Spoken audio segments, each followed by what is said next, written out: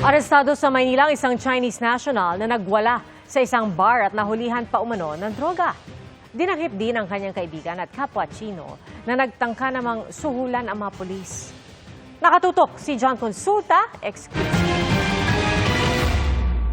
Todo awat ang mga bouncer ng isang bar sa Ermita, Maynila nang magwala ang isang Chinese national nitong Miyerkules.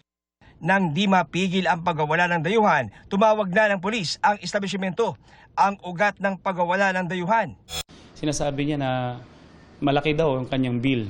Parang hindi daw compensated dun sa kanyang nainom. Nagwawala at ayaw magbayad ng kanyang bill sa isang club.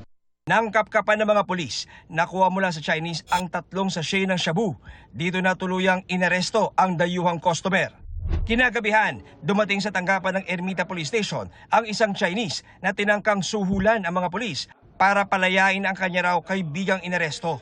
So, in-offer niya dito yung kanyang sasakyan, white expander at pera. Right there and there, no? Inaresto natin for bribery itong foreign national ito. Upon search nung itong pera nito, napag-aalaman natin na peke pala ito.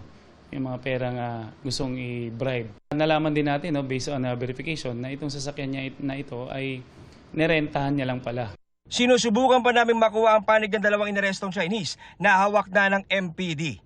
Doon sa unang suspect natin na nakuhanan ng illegal na droga ay pinailan po natin ito ng Section 11, Article 2 ng RA 9165 Comprehensive Dangerous Drug Act. Doon naman sa pangalawang suspect natin, nag-bribe sa ating mga kapulisan ay corruption of public official and direct assault. Para sa GMA Integrated News, John Consulta, nakatutok 24 oras.